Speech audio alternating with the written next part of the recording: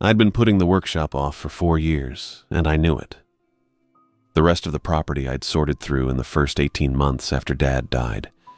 His bedroom, the closets, the barn, even the crawl space under the house where he'd stored paint cans and lumber scraps from 1973. All of it I'd worked through, one weekend at a time, until the only space left was the detached workshop behind the house. The workshop was his in a way the house never quite was. He'd built it himself the year I turned 8, framing it out over 2 weekends in July and finishing the interior that winter. Every shelf was positioned exactly where he wanted it. Every tool hung in the same spot it had occupied for 30 years. The cast iron wood stove in the corner still had ash in it from the last fire he'd burned. I pulled the door shut behind me that November morning and stood in the cold light coming through the single window. The air smelled like sawdust and motor oil and cold space that hadn't been heated in a long time. I'd been here an hour already, working through the shelves one at a time, and I was down to the last corner. The low shelf near the stove held a row of coffee cans, the metal kind with plastic lids, the kind you couldn't buy anymore. Dad had used them to sort hardware, screws in one, nails in another, bolts and washers and wing nuts in the rest. I lifted each can, shook it to hear the rattle, and set it aside. The last can was heavier than the others. I pried off the lid and looked inside. Hex bolts, hundreds of them, packed tight. The kind of thing Dad saved because throwing away good hardware felt like waste. I shook the can and heard the bolts shift. Something underneath them didn't sound right. I tipped the can and worked my fingers down into the bolts until they closed on something flat and rectangular. I pulled it free, and the bolts poured back into the space it left. A cassette tape. Maxwell, 60 minutes, the old tan and clear kind. The label was in Dad's handwriting. All caps, block print, the way he labeled everything. Do not play this inside, nothing else. No date, no explanation, no other markings on either side. I turned it over in my hands. The plastic case was scuffed but intact. The tape itself looked fine, the leader still wound tight on the left spool. My portable cassette player was sitting on the workbench 6 feet away. I'd brought it out here because I used it for instructional tapes in my shop class at Lance High School, and I'd been meaning to clean the heads. It was a Panasonic, older than most of my students, but it still worked. I set the tape down on the bench next to it. I didn't put them together. The label bothered me. Do not play this inside. The phrasing was specific, not don't play this or outside only, inside. As if the problem wasn't the tape itself, but where you played it. It connected to something I hadn't thought about in years. Dad had one household rule he never explained, never argued, never turned into a story. You didn't whistle indoors after dark. That was it. No reason given. No consequences spelled out. It simply held, the way gravity holds. And I learned it the same way I learned not to touch the wood stove. I broke it once. I was 16, maybe 17. I'd been working on my truck in the garage and I was locking up for the night. I whistled something, a few bars of whatever song had been on the radio that afternoon. I didn't even realize I was doing it until I heard the back door of the house slam open. Dad came across the yard at a run. I'd never seen him run like that. Not when I broke my arm falling out of the hayloft. Not when the barn caught fire from a lightning strike and we had 15 minutes to get the animals out. He crossed that yard in about 5 seconds and he didn't say a word when he reached me. He just walked into the garage, pulled the overhead door down, and sat on the workbench. I stood there waiting for him to say something. He didn't. He sat on that bench for a full hour in silence, and I sat on an overturned bucket across from him, and neither of us spoke. Then he stood up, nodded once, and went back to the house. The rule was never mentioned again.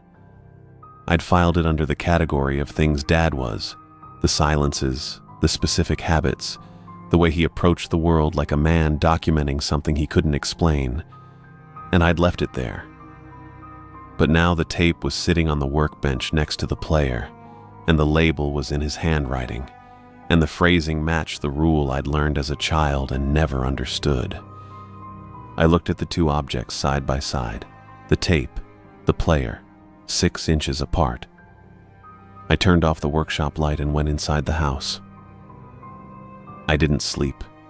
I lay in the bedroom in the dark with my eyes open, thinking about the label on that tape, "Do not play this inside," and about the night I'd whistled in the garage. How my father had run across the yard faster than I'd ever seen him move. How he'd sat with me for an hour without saying a word and then walked back to the house like it was over. By morning, I'd made a decision. I went to the kitchen and called my Aunt Kate at her house in Baraga. She answered on the 3rd ring, her voice soft and careful the way it always was. "Kate," I said, "it's Atlas. I found something yesterday." I told her about the coffee can, the Maxwell cassette at the bottom of it, the label in my father's block printing.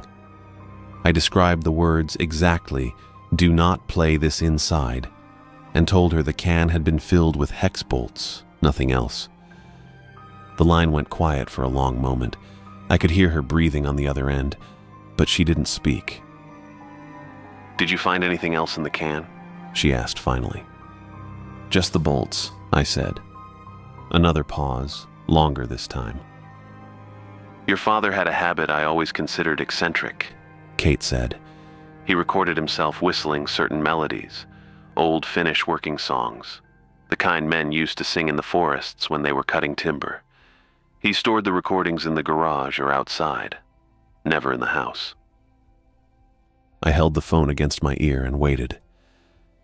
"Our mother used to say that some songs were not for walls," Kate continued, "that a melody played inside an enclosed space could find the room and stay in it. I never understood what she meant by that, but she said it more than once." "Do you believe that?" I asked. "I believe Nolan did," she said. "That's enough for me to take it seriously." The kitchen was cold. I could feel the draft coming in through the window over the sink, the one that never sealed properly no matter how many times I'd tried to fix it. "Don't play the tape inside the house," Kate said. She didn't tell me not to play it at all, just not inside. "Okay," I said. The line went quiet again, and then it went dead. No goodbye. Just the silence where her voice had been. I sat with the phone in my hand for a while after the call. The phrase "not for walls" stayed with me. I thought about what it would mean for a sound to find a room and stay in it. I thought about my father out in the workshop year after year, recording himself whistling and then carrying the tapes outside on purpose, storing them in the garage or burying them in coffee cans filled with bolts. I set the phone down on the kitchen table and sat there with Kate's words and the image of my father doing that same walk, workshop to yard, over and over, making sure the sound never crossed the threshold into the house. The evening came in clear and cold, low 20s by the time I carried the Panasonic and the tape out to the backyard picnic table, my breath showing white in the air. The moon was half full, bright enough to cast shadows across the snow. The porch light gave the yard a yellow tint at the edges. I set the player on the table and loaded the tape, the plastic case brittle in the cold. Then I sat down on the bench and pressed play. The first 30 seconds were just workshop sounds. Dad moving around in there, shifting something on the workbench. A stool scraped across the concrete floor. The wood stove ticked the way it does when the metal contracts. I could picture him in there, setting up the recorder, checking the levels. Then he started whistling. The melody was slow and wandering, not a song I recognized. It rose and fell without ever settling, circling back toward a phrase it never quite finished. I sat there on the bench and let it go. My breath kept fogging in front of me. The cold worked its way through my jacket. I didn't move. Halfway through, the whistling stopped. Dad's voice came through the speaker, flat and even, the same way he used to describe a busted water pump or a transmission he was working on. "If you're hearing this, I'm gone," he said. "Don't bring the melody inside. The tape is fine. It's the melody that stays, not the tape." Then the whistling started again. It went on like that until the tape ran out. The player clicked off. I sat there a few minutes longer, the cold settling deeper into my hands and feet. Nothing happened. The yard stayed empty. The moon stayed where it was. I went inside, locked the door behind me, and went to bed. At 2 a.m, I woke to whistling from the backyard. The same melody. The same wandering rise and fall. The same unfinished phrase cycling through itself. I was awake immediately, fully, the way you wake when something is wrong and your body knows it before your mind catches up. I got out of bed and went to the window. The backyard was empty. The Panasonic sat on the picnic table where I'd left it, and the play button was pressed down.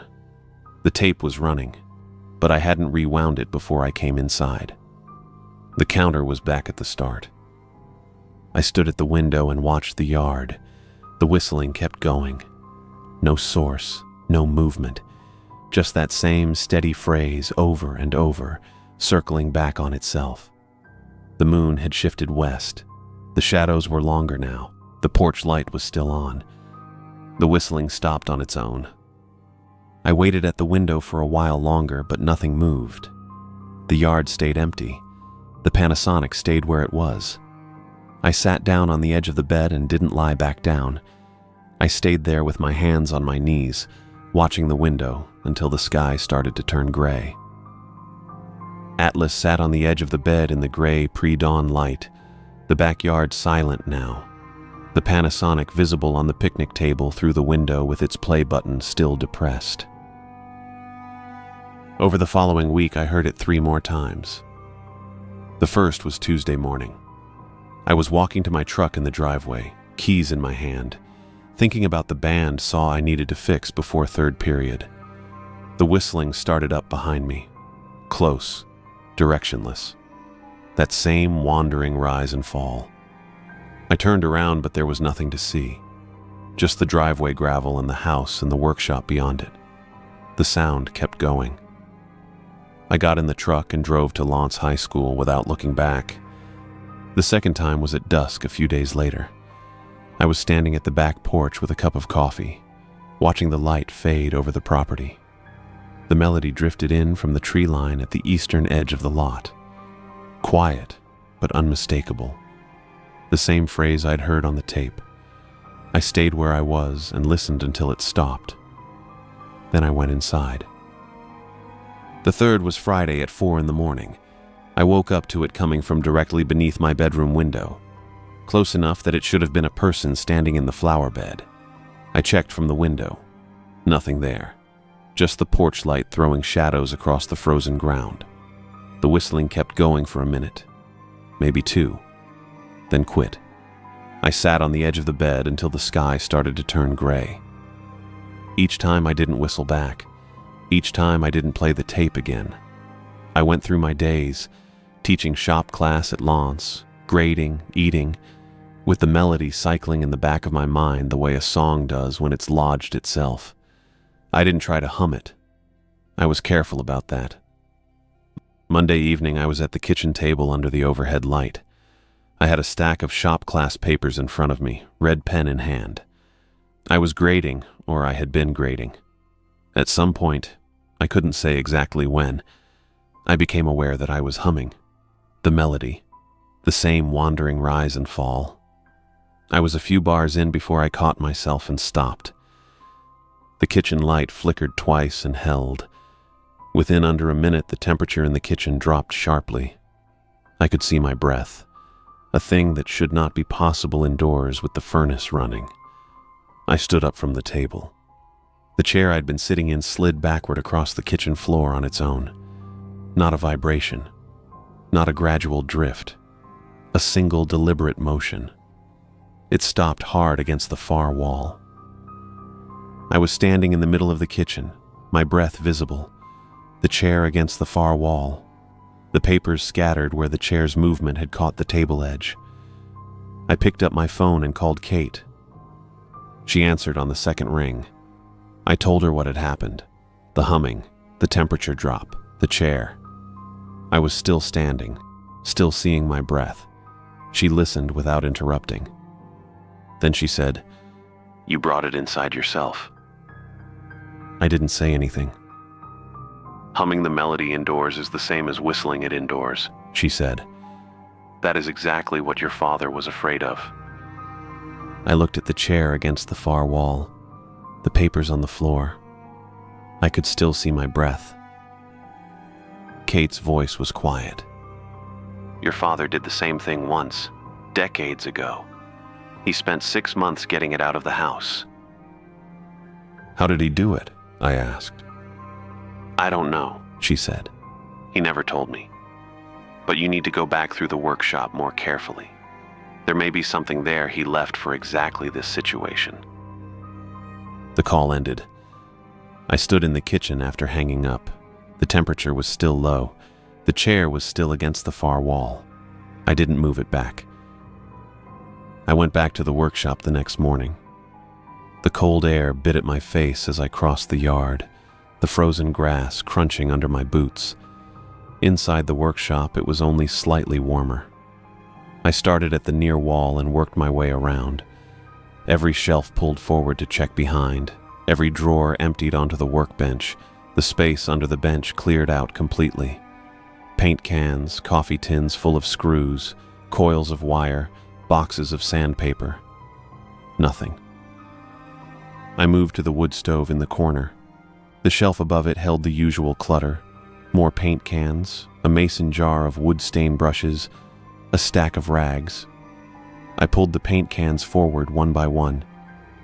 Behind the last row, I found a spiral notebook, the cover stained dark with coffee rings. I lifted it down and opened it at the workbench. The first page was dated 23 years ago. The handwriting was Dad's, the same careful block printing I'd seen on equipment labels and repair notes my whole life.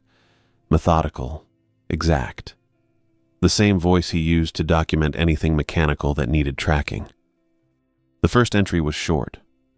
Heard it again tonight. East tree line. Did not go toward it. I turned the page. It stays near the property edge. Does not cross into the yard when I'm outside. Stops whistling when I go inside. Another page. Father called it the follower. Traditional forest signal. Woodsmen used it in Finland to call across distances. Designed to carry. Designed to wait for an answer. I kept reading. The entries covered years. Some were single lines. Others ran half a page. Dad had been tracking it the way someone tracks a failing engine. Observations, patterns, triggers. He called it the follower in every entry. Not a ghost. Not a haunting. Just the follower. One entry from 12 years ago. Brought it inside once. Whistled 3 bars in the kitchen before I realized what I was doing. It entered through the sound. Took 6 months to get it out. Never again. Further down the page, it requires walls. Outside it moves freely but does not attach. Inside an enclosed space it anchors. It stays with whoever called it indoors. Follows room to room. Gets heavier over time. I turned more pages. The entries became more detailed. The melody is not a song. It is a call. It carries through dense forest and waits for the answering phrase. The follower is what happens when the call goes unanswered inside walls. It does not leave until someone finishes it. I stopped on that line and read it again. The follower is what happens when the call goes unanswered inside walls. It does not leave until someone finishes it. I kept going. The notebook was thick, and I was only halfway through. Another entry, dated 9 years ago. The melody wants to be resolved. It has been calling for an answer for 100 years. The follower is what happens when the call goes unanswered in an enclosed space. It waits for someone to finish it. I flipped forward to the last page with writing on it. The date was 3 years before Dad died. I believe I have kept it outside long enough that it has forgotten the interior. Do not let it back in. That was the last entry. I stood at the workbench with the notebook open in front of me. The words were clear. Dad had spent his entire adult life keeping the melody outside because he did not know how to finish it. He didn't know the answering phrase. So he kept it out in the open air where it couldn't anchor, and he made sure I never whistled indoors after dark, and he recorded it onto tapes he stored in the garage so it would stay outside the walls. He had been protecting me from something he couldn't solve. I closed the notebook and carried it back to the house.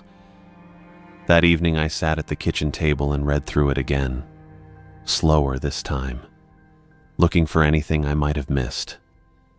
The house was quiet around me, just the sound of the pages turning and the occasional creak of the floorboards settling in the cold. I was halfway through the notebook when the whistling started.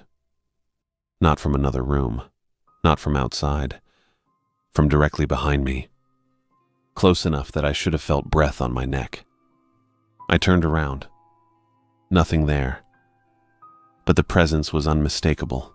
A heaviness in the air just off my left shoulder, not visible, not a shadow or a shape, just there, dense and patient and waiting. I shifted in my chair. It shifted with me. I went still. It went still.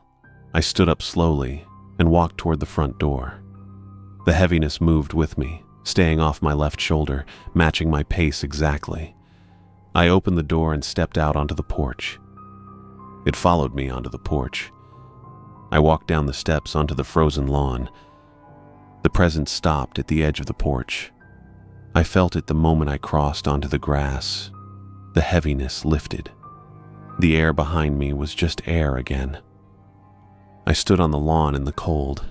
The temperature was in the low 20s and I wasn't wearing a coat. My breath came out in clouds. I looked back at the house. The porch light was on. The front door was still open. Inside, I could see the kitchen table and the notebook lying where I'd left it. I stood there for an hour. I couldn't stay outside indefinitely. I couldn't leave the house like this. I couldn't sell it. I couldn't walk away. I went back inside because there was nowhere else to go. The moment I crossed the threshold, the presence resettled off my left shoulder. Heavy, stationary, waiting. As I closed the door behind me, I sat back down at the kitchen table. The notebook was where I'd left it. The presence settled off my left shoulder again the moment I pulled the chair in. Heavy, stationary, waiting. I turned back to the first page and started reading from the beginning. Slower this time, more carefully, looking for anything I'd missed the first pass through. Nolan's entries went back decades. The earliest ones were dated from the late 70s when I was a child. He documented everything the way he documented engine problems. Observations, triggers, containment methods. No emotion, no editorializing. Just facts laid down in his careful block handwriting.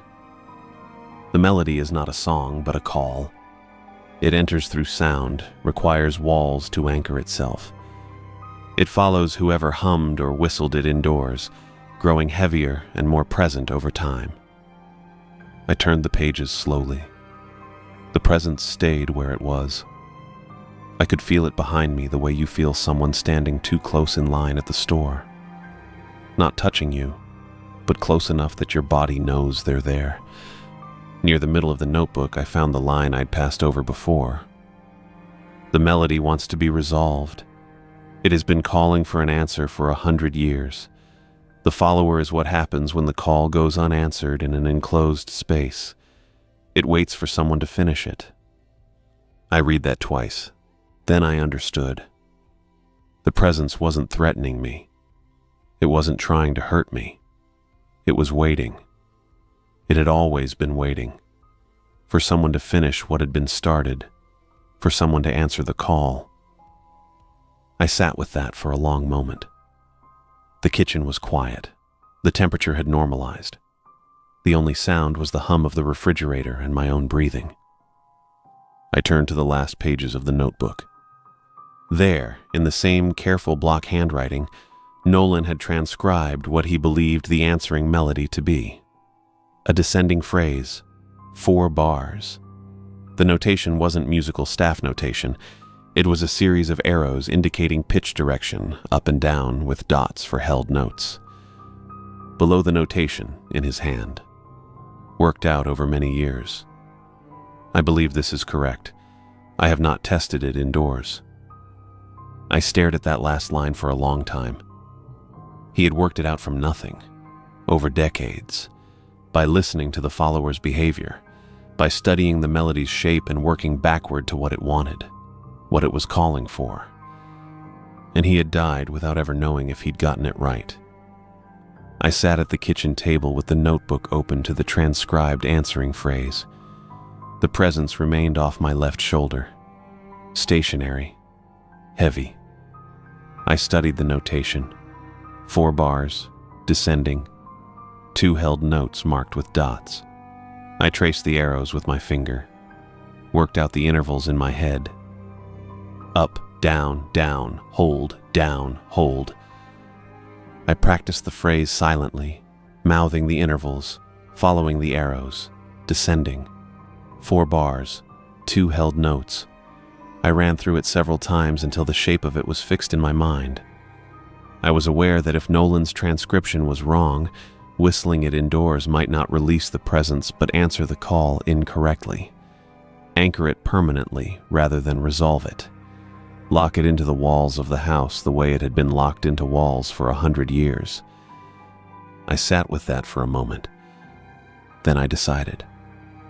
I closed my eyes, ran through the 4 bars one more time in silence, opened them to the notebook and the empty kitchen and the weight off my left shoulder, and decided. I raised my lips and whistled the phrase. 4 bars, slow, descending. The held notes where Nolan had marked them with dots. I kept my eyes open and my hands flat on the table and rendered it as close to the notation as I could manage. The kitchen was completely silent around the sound. When the last note faded, the house went very still. Not quiet. Still. The kind of stillness that happens when something massive stops moving. The presence shifted. It moved from behind my left shoulder to in front of me, crossing the kitchen table. The air in that space became visibly heavier, not darker but denser, the way heat shimmer looks over asphalt in summer except cold and pressing down. A distortion. I could see the edge of the notebook through it, but the lines of Nolan's handwriting bent where the air was thick. I did not move. I watched it. The distortion held. I counted the seconds without meaning to. 20. 30. The temperature in the room stayed cold but steady. The weight in the air did not increase and did not press closer. Then it was gone. The air was just air. The temperature in the kitchen normalized. I could feel the warmth from the baseboard heater against my ankles again. The notebook on the table looked flat and ordinary. I sat without moving for a long time. I could not say how long. Eventually, I stood up and walked to the phone on the counter and called Kate. She picked up on the 3rd ring. Her voice was cautious. "Atlas?" "It's done," I said. She was quiet for a moment, then she cried. I held the phone and did not speak. I heard her breath catch and steady and catch again. After a while, she said my name once and went quiet again. "Your grandfather," she said finally. "Mine and Nolan's father. He brought the melody from Finland, but he died without ever passing on the answering phrase. Nolan spent his whole adult life working it out from nothing, from listening, from the follower's behavior, from..." Her voice broke. She steadied it. "He did it for you," she said. "He worked out the answer so you would have it if you ever needed it. He just didn't know if he'd gotten it right." I thought about that, about Nolan sitting at this same table or in the workshop, listening to the follower outside the walls for decades, trying to hear the shape of what it wanted, transcribing arrows and dots in a coffee-stained notebook because he did not read music, building a phrase one interval at a time from silence and waiting and his own memory of the forest. "He got it right," I said. Kate cried again. I heard her set the phone down for a moment and then pick it back up. "I'm glad," she said. "I'm so glad, Atlas." We stayed on the line a while longer but did not say much else. When we hung up, I stood at the counter with my hand still on the phone. Then I walked back to the table and sat down. The notebook was still open to the last pages. The arrows, the dots, the 4 descending bars in Nolan's careful hand. The kitchen was warm.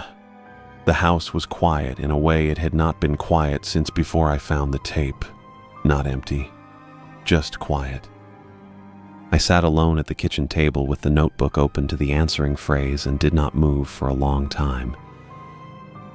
I tried whistling on the drive to work the Monday after it all ended. Not the melody. Just a few bars of something I didn't even recognize.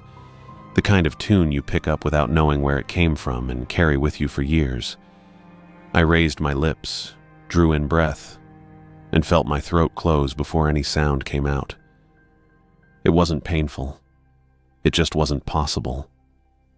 I tried again at a stoplight on the edge of Lens, focusing on the shape of it, the air moving through. Nothing. My throat sealed itself like a door I couldn't open. I stopped trying after that. The shop classroom felt different when I got there. I set my things down on the desk and looked at the Panasonic cassette player sitting on the shelf above the drill press, the one I used to play instructional tapes for the students. I'd used it for years, safety videos, old how-to recordings on joinery and finish work, things I'd inherited from the teacher before me. I left it on the shelf. The students noticed I was quieter than usual. I showed them how to square stock on the table saw and walked them through the setup for dados, but I didn't fill the spaces between instructions the way I used to. One of the boys asked if I was feeling okay. I told him I was fine and moved on to the next station. I worked in silence. The shop was loud enough without me. The hum of machinery, the scrape of wood on wood, the occasional burst of laughter from the back corner where 2 girls were building a bookshelf together. I didn't need to add to it. The days passed. I taught my classes, graded their projects, went home to the ranch house on Scanny Road. The house was quiet in a way it hadn't been quiet before. Not empty, just settled. The kitchen table sat under the overhead light the same way it always had. The bedroom window looked out on the backyard and the tree line beyond. Nothing moved that shouldn't move. But the silence followed me everywhere. I tried whistling again a few days later, standing at the kitchen sink washing a plate. Just a reflex, the kind of thing you do without thinking. My throat closed. I set the plate in the rack and dried my hands and didn't try again. The inability didn't pass. I kept expecting it to, the way you expect a pulled muscle to loosen or a headache to fade, but it stayed with me. Every time I raised my lips to whistle, even unconsciously, even the beginning of a breath, my throat sealed before the sound could form. I stopped expecting it to change after the first week. One afternoon I went back to the workshop, not to search it or clean it, just to be in it. The shelves were cleared now, the coffee cans gone, the wood stove cold. The workbench was clean except for a thin layer of dust that had settled since I'd last been in there. The Panasonic was still on the picnic table in the backyard where I'd left it the night I pressed play. I walked out and picked it up, brushed the frost off the top, and brought it inside the workshop. I set it on the workbench next to the spot where the Maxwell tape had been. The tape was still there, right where I'd set it that first morning, the label facing up. Do not play this inside. Nolan's careful block printing, each letter the same height, the words centered on the cassette's paper insert. I looked at it for a long time. I understood now what he'd meant.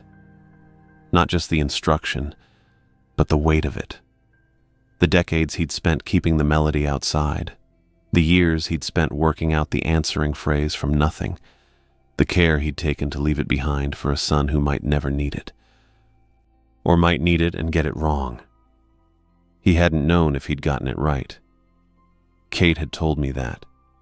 He'd spent his whole adult life working it out, and he still hadn't known.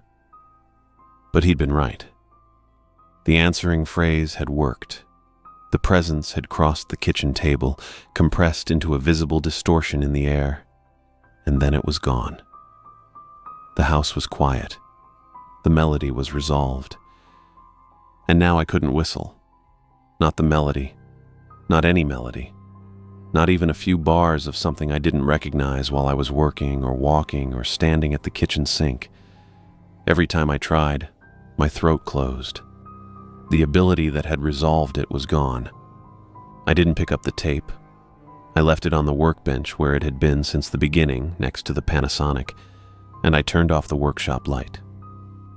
The yard was cold under my boots as I walked back to the house.